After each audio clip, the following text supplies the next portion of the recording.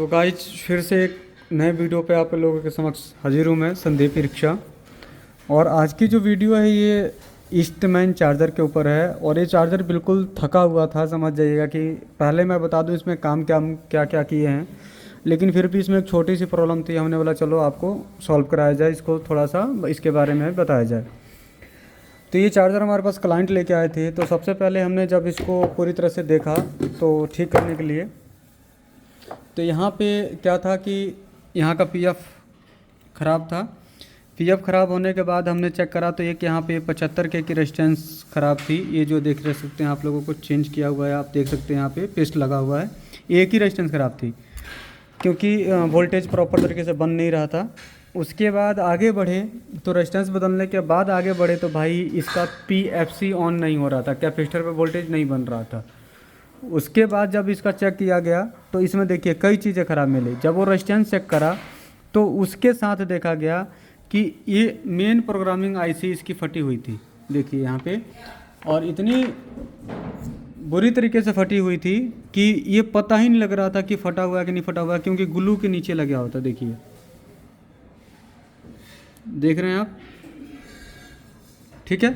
उसके बाद जब ये आईसी हमने बदली तो आईसी बदलने के बाद ये 6805 का जो है यहाँ से आपका पीएफसी नहीं बन रहा था। इसका जो 370 वोल्ट बनना चाहिए वो नहीं बन रहा था, तो ये बदला तो अब पीएफसी बन गया। उसके बाद नेक्स्ट जब देखा तो भाई चार्जर ऑन किया तो वहाँ पे आपका क्या था कि जब चार्जर ऑन हुआ तो उसी के साथ में आपका जब ये आईसी ख़राब क्यों हुई थी इसके बारे में अभी बताऊँगा।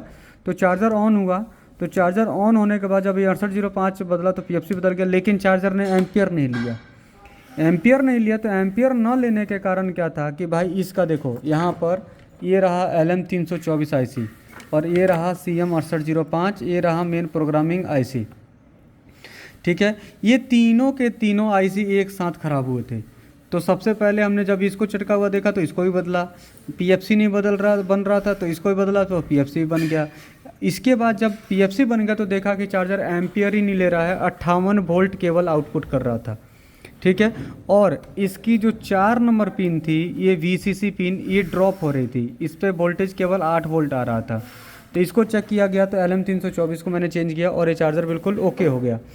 अब रहेगी बात, अभी इसमें नेक्स्ट लेवल क्या है कि भाई अभी चार्जर ऑन तो हो रहा है लेकिन पंखा नहीं चल रहा है। इसमें एक नई प्रॉब्लम है भाई। अभी आईसी क्यों ख़राब हुई तो आईसी ये डीसी सेंस का जो 48 वोल्ट जो था ना, ये वाला ट्रैक यहाँ पे आया था 200 के रेजिस्टेंस पे, ये बिल्कुल शॉर्ट होने के बाद ये ट्रैक इधर से इधर शॉर्ट हो गया था और जिससे ये डायरेक्टली 48 वोल्ट इस आईसी को मिला और ये आईसी ख़राब हुई। आईसी जब ख़राब हुई होगी ना तो कुछ वोल्टेज इस आईसी को भी मिला होगा जिसके कारण ये भी ख़राब हुआ होगा। और हो सकता है कि मेन कंट्रोलिंग सिस्टम में क्या हुआ, जब ये ख़राब हुआ होगा तो ये ऑटो कपलर ने 6805 का जो है फीडबैक सेक्शन काम नहीं किया होगा और यह 6805 आईसी भी उस टाइम ख़राब हो गई और करप्ट हो गई। तो अभी ये चार्जर तो ऑन है, मैं दिखाता हूँ आप लोगों को एक बार। देखिए मैंने मेन लगाया और डीसी मैंने लगा रखा है।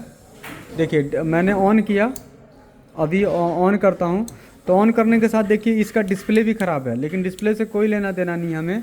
देखिए मैंने डीसी ऑन किया और देखिए चार्जर ऑन हो गया। देखिए पीएफसी पूरी 370 वोल्ट बन रहा है, ठीक है, लेकिन फ़ैन नहीं चल रहा है। और फ़ैन नहीं चलने का क्या कारण होता है, देखिए फ़ैन के पास कभी भी देखेंगे तो एक ट्रांजिस्टर लगा होता है और इस ट्रांजिस्टर के बेस पर एक 1K का रेजिस्टेंस लगा है, देखिए यहाँ पे। और ये 1K का रेजिस्टेंस हमेशा ख़राब होता है। देखिए मैं इस 1K का रेजिस्टेंस को बाईपास करूँगा ना, देखिए फ़ैन चालू हो गया। तो इसको बाईपास करने का मतलब ऐसे चेक मैंने किया है, लेकिन आपको जब भी चेंज करना है तो इसको चेंज कर देना है। 1K का रेजिस्टेंस भी इसका ख़राब था और ये चार्जर बिल्कुल 100% ओके हो चुका है। इसका कोई भी मॉसफेट वगैरह ख़राब नहीं था, बिल्कुल जेन्युइन था, सब कुछ ओके था। लेकिन ये तीनों के तीनों आईसी थी ना, वो बहुत ख़राब हालत में, समझ लीजिए कि उसको बनाने में मुझे भी 1.5 घंटा लग गया कि भाई तीनों के तीनों आईसी एक साथ ख़राब हुआ।